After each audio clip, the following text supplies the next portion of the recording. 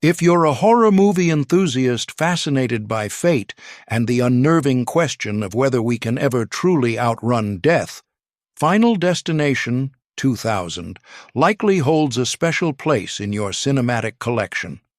Released at a time when slasher films still dominated the teen horror scene, Final Destination charted a fresh course by giving audiences an antagonist they couldn't see or directly fight. Instead of a masked villain, death itself orchestrates elaborate, often darkly comic scenarios to reclaim those who cheat their demise. With a premise that emerged from an unproduced X-Files spec script, the film took on a life of its own, blending relatable teenage anxieties with chilling supernatural undertones. Its success was anything but accidental. Audiences latched onto the thrilling concept of outsmarting fate, the clever use of foreshadowing in everyday objects, and the iconic Rube Goldberg-style death sequences that unfold like malicious chain reactions. These elements, coupled with casting near misses and behind-the-scenes creative battles, shaped Final Destination into a modern cult classic. Its cultural footprint is evident not only in its impressive box office numbers, but also in the way viewers became hyper-aware of every stray breeze, dripping faucet, or faulty appliance in their own homes. In the decades since its release, the film has spawned 4 sequels, with a 6th installment on the horizon, along with novels, comics, and even dedicated fan theories that try to decode the lore of Death's design. Whether you're new to the franchise or a longtime devotee, delving into the lesser-known stories behind Final Destination 2000 offers a deeper appreciation of how this seemingly simple horror concept, cheating death, took flight and never looked back. Below are 30 little-known facts, each with its own small title and expanded insights, providing a detailed exploration of the film's genesis, production, and enduring legacy. Enjoy this deep dive into the destinies behind one of horror's most original and unsettling entries. From X-Files script to film before it ever terrorized cinema screens, Final Destination began as a spec script penned by Jeffrey Reddick for a potential X-Files episode titled Flight 180. The script's core idea was meant to pique the interest of television agents, but a New Line Cinema contact quickly saw its potential on the big screen. In adapting it to a feature film, Reddick and the creative team expanded the storyline, layering in deeper tension and more elaborate scenes, making the concept of a foreboding premonition far more intense than a 45-minute TV plot might allow. This shift also gave the story room to showcase the haunting question: when you cheat death once, can you ever truly escape it? Spark of real-life inspiration. Jeffrey Reddick's initial spark for the premonition concept came from a 1994 newspaper article about a young woman who changed flights at the last minute due to her mother's uneasy feeling, only to avoid a tragic plane crash.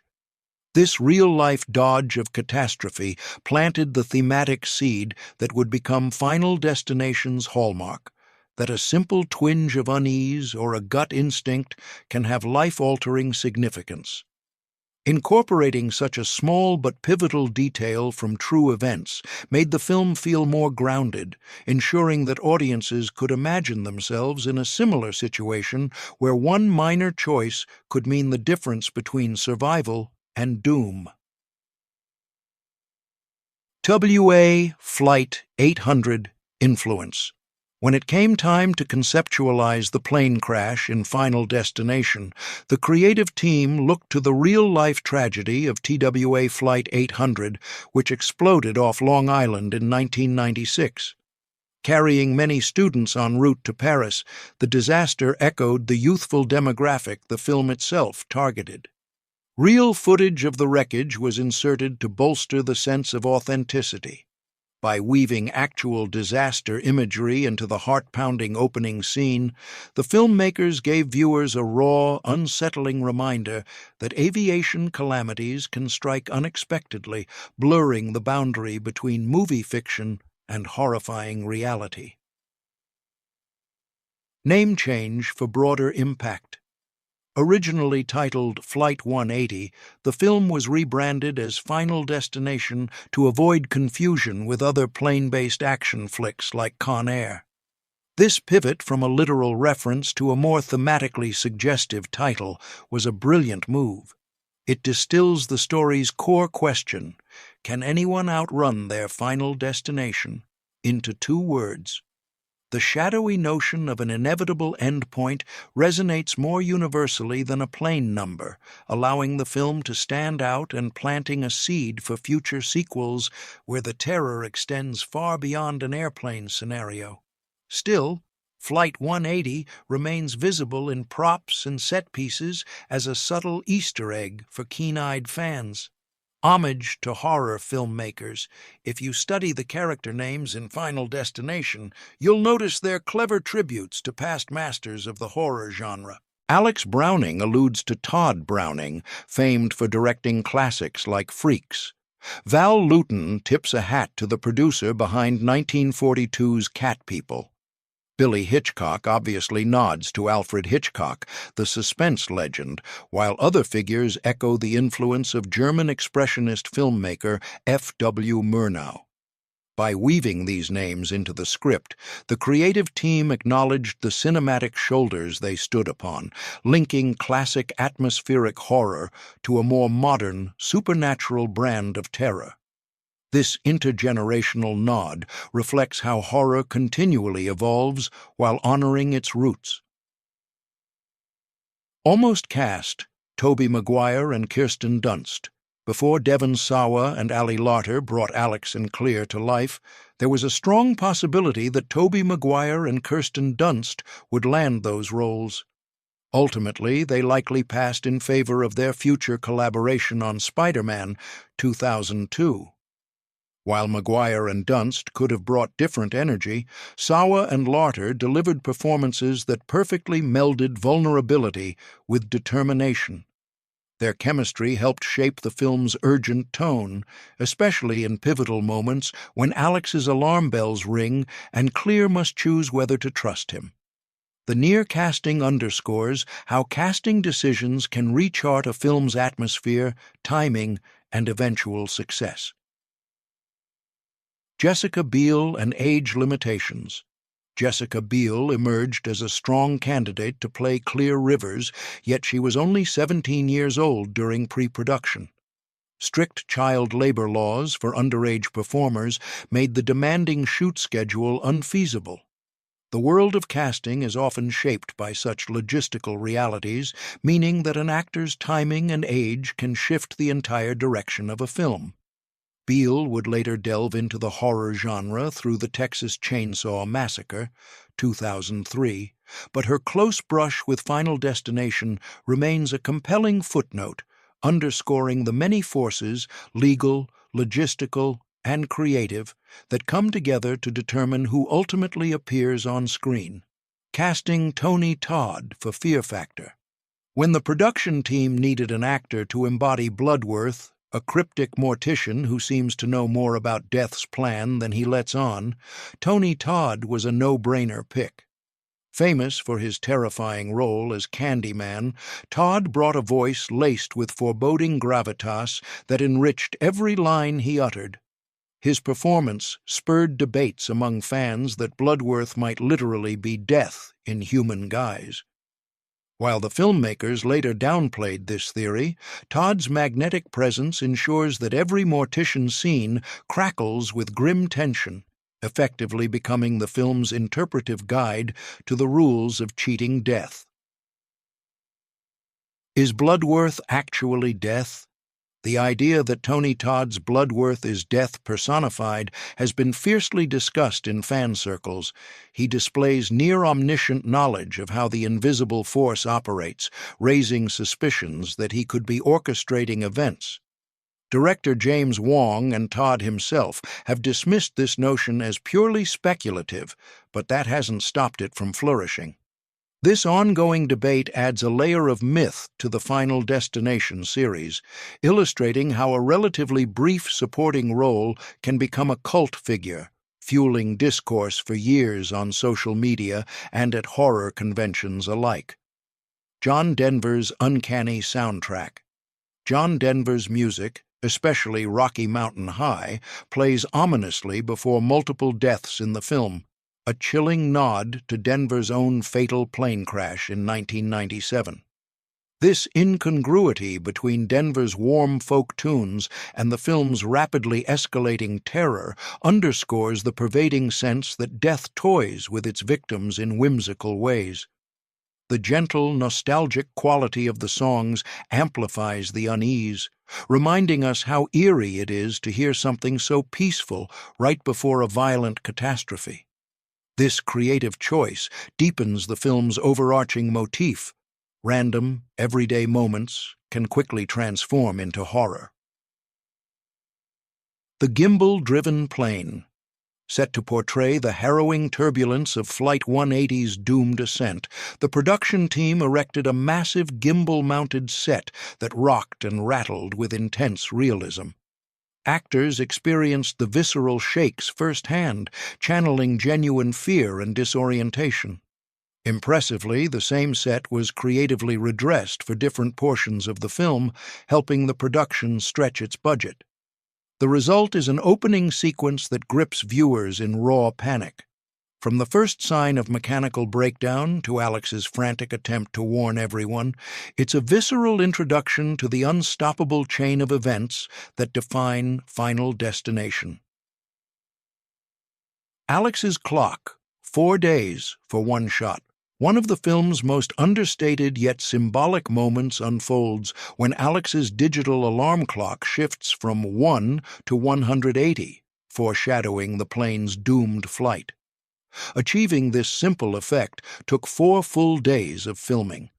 The painstaking process highlights the production's commitment to detail. This brief shot resonates as a quiet gut punch, merging mundane bedroom scenery with a supernatural omen.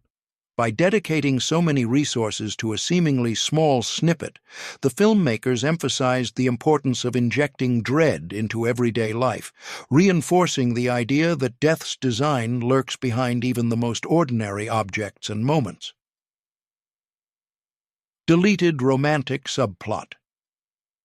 An alternate storyline featured Alex and Clear as a blossoming couple, culminating in an ending where Alex dies heroically, saving Clear, who later names their child in his honor. Test audiences didn't connect with the romantic emphasis, feeling it undercut the film's unyielding tension. Ultimately, the final cut focuses on survival anxiety and cosmic fear rather than romance. Yet it's illuminating to see how romance, especially in teen-oriented horror, can shift the emotional stakes. The decision to remove it also shows how feedback loops from test screenings can shape not just a scene or two, but the film's entire emotional core. Multiple endings, one billboard directors. James Wong and Glenn Morgan shot multiple potential endings, including ones where Alex dies from electrocution or via helicopter decapitation. Test audiences found these conclusions off-putting or too abrupt. Eventually, New Line invested an additional $2 million and extended filming by 6 days to craft the now famed ending set in Paris, punctuated by the billboard's catastrophic reveal. This last flourish implies that distance and time offer no protection once you've slipped through death's fingers. Rather than delivering a neat resolution, it reawakens the dread, serving as a cliffhanger that effectively jump-started the entire franchise. Dog death scene removed. A scrapped sequence depicted Clear's dog meeting a grisly fate, but test audiences reacted so negatively that the filmmakers chose to preserve the pup's life. This decision reflects how audience empathy for pets can surpass their concern for fictional human characters. While Final Destination isn't shy about elaborate, sometimes gruesome deaths, the line was drawn at harming a beloved animal. Removing the canine demise helped maintain the delicate balance between shocking horror and outright cruelty. This small tweak speaks to a broader principle. How audience feedback can temper a horror film's willingness to push the boundaries too far. No on-screen infant death. Though the film's storyline indicates that an infant was among the casualties on Flight 180, director James Wong refused to depict or dwell on the demise of any young children. Such restraint spotlights a moral boundary within the horror genre. It can be merciless, but certain lines, like showing a child's grisly end, are often deemed too disturbing or exploitive. That distinction preserves a specific kind of tension. While we know how far death will go in universe, the camera chooses not to dwell on particularly sensitive territory. It ensures the film maintains its core identity, a relentless puzzle orchestrated by an unseen force, but still mindful of viewer comfort zones. Clive Barker consideration. Before James Wong was tapped to direct his first full-length feature, the production team flirted with bringing on horror luminary Clive Barker. Known for Hellraiser and his signature brand of twisted, visceral storytelling, Barker could have infused the project with more overtly graphic horror. Instead, Wong's approach leaned on nerve-fraying suspense and inventive kills over extreme bloodshed, appealing to a slightly broader teen audience. The result was a balanced but still chilling film that tested viewers' paranoia. This intersection of multiple creative visions is a reminder that horror is an incredibly flexible canvas, able to accommodate both psychologically intense and gore-heavy aesthetics. Surpassing box office expectations, on a $23 million budget, Final Destination earned a worldwide gross of $112.9 million. In its opening weekend, it placed third in U.S. box office rankings, trailing only behind Erin Brockovich and Mission to Mars. Critics and audiences alike found the film's premise compelling. The focus on cunning environmental setups rather than a visible slasher propelled it beyond traditional horror audiences. This robust reception proved that fresh spins on the genre could punch above their weight. Meanwhile, the success paved the way for sequel greenlights and cross-media expansions, confirming that audiences were hooked on the notion that no matter the form, death always collects its debt. Triumph at the Saturn Awards. Final Destination netted 2 key Saturn Awards, Best Horror Film and Best Performance by a Younger Actor for Devon Sawa's turn as Alex Browning. The prestigious recognition affirmed that the film hadn't just found commercial success, but also critical approval within the sci-fi and horror community. The acknowledgement felt especially meaningful in a year dense with supernatural and thriller releases. Sawa's portrayal, a blend of mounting paranoia and earnestness, captured the emotional heart of the narrative, anchoring the chaotic supernatural events in palpable human terror. These accolades, coupled with strong fan support, cemented Final Destination as more than just a fleeting box office phenomenon. Packed home release. When the film arrived on VHS and DVD in September 2000, fans were treated to a wealth of extra material, including 3 commentary tracks, a suite of deleted scenes, and multiple documentaries. Each commentary offered different angles, from James Wong explaining technical decisions to Glenn Morgan discussing the story's underlying dread. The documentaries detailed everything from building tension through foreshadowing to bridging creative disagreements with the studio. This transparent peek behind the scenes galvanized a community of enthusiasts who dissected every clue and hidden detail. In the days before social media's full bloom, such DVD extras became a crucial resource for analyzing the film's layered approach to terror. Creative clashes with New Line. During production and post-production, there were moments of friction between James Wong, Glenn Morgan, editor James Coblentz, and New Line executives. Some studio higher-ups worried that the blackly comic tone and intricate death scenes might undermine the film's scariness. However, the creators fought to preserve that blend, believing it to be the movie's unique signature. Their victory preserved the comedic undertones that fans would come to love, like elaborate Rube Goldberg sequences that feel almost cartoonish, right up until they end in something horrific. These disagreements highlight that even the scariest movies undergo complex negotiations before audiences ever see the final cut. Sean William Scott's on-set injury. Sean William Scott, playing Billy Hitchcock, arrived to set nursing a swollen lip. Rather than halt production, the writers seamlessly wove the mishap into a scene where Carter elbows him in frustration. The resulting shot includes real blood, cleverly blending fact and fiction. This instance exemplifies how unexpected mishaps can be turned into creative flourishes.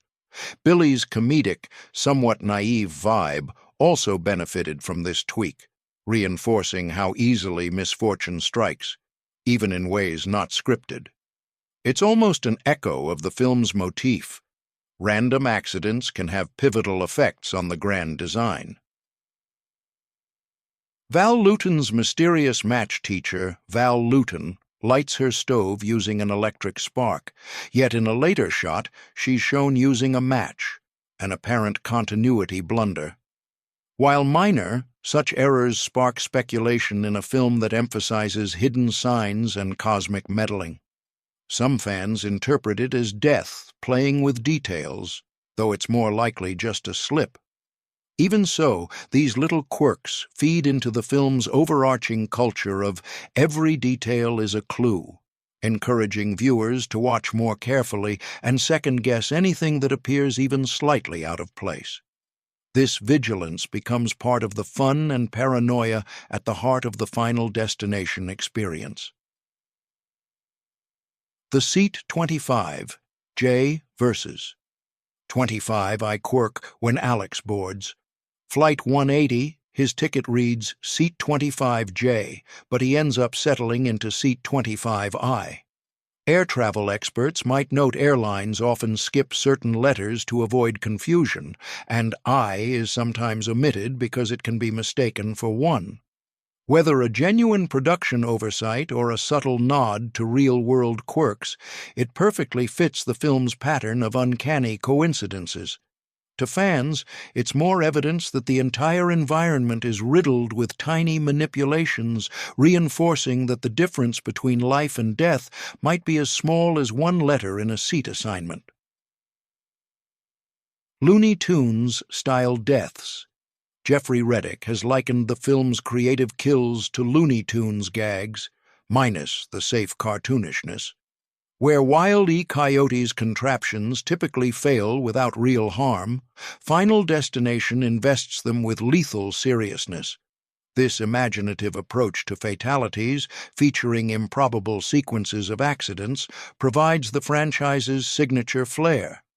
Viewers brace for each new death with a mix of dread and ironic amusement, drawn in by the question, how can they top the last one? This balancing act between horror and twisted humor helps the film stand out from other thrillers that rely solely on jump scares or gore. Inspiration from Soul Survivor. Though Final Destination popularized the cheating death trope for a new generation, its roots trace back to a more obscure 1984 film called Soul Survivor. That movie, about a woman who dodges a plane crash only to be stalked by supernatural forces, introduced core ideas that Final Destination would polish for the 21st century. The success of Reddick's concept proves that revisiting older, lesser-known material can yield massive success if the timing and execution are right. By focusing on a younger cast and emphasizing elaborate set-piece deaths, Final Destination re-energized an idea that might otherwise have remained a cult footnote in horror history. Sprawling production locations, shooting took place across Vancouver, New York City, Toronto, and San Francisco, weaving disparate landscapes into a cohesive American setting. Vancouver, in particular, has a history of standing in for generically eerie small towns and suburbs, making it an ideal locale for Alex and friends to face their cosmic predicament. The film's concluding scenes in Paris, partially shot on detailed sets and with strategic cityscapes, completed an international aura. This geographic diversity subtly underscores the film's broader message. You can fly halfway across the planet and still find no true escape from your final appointment. Rube Goldberg, Mechanisms of Doom. If there's one aspect that sets Final Destination apart, it's the intricate chain reactions that lead to each character's demise. Imagine a leaky faucet, a spark jumping from a frayed wire, and a stray shard of glass. These mundane elements combine like puzzle pieces to deliver an inescapable end. This approach shifts the film's horror from overt brutality toward a slow-building sense of dread as you spot each clue. You're left waiting for the final piece to fall into place.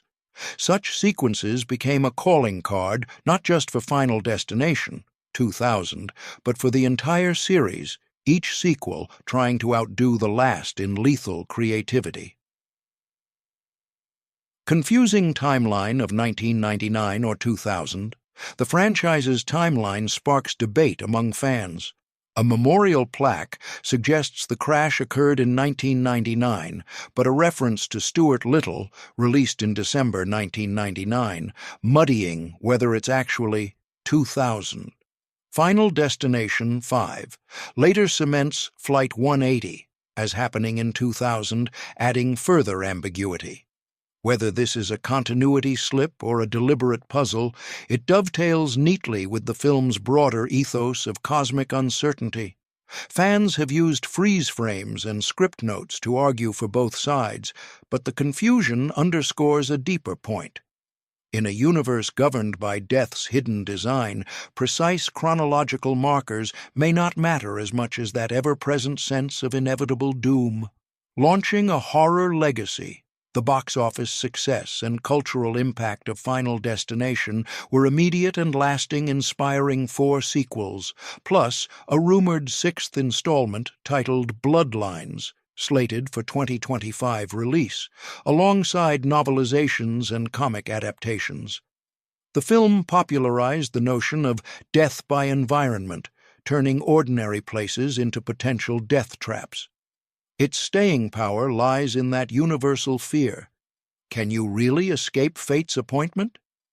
Each subsequent entry introduced new characters and even more complex traps, but the core tension remained the same, enthralling audiences who found it equally terrifying and exhilarating to watch that chain of dominoes topple.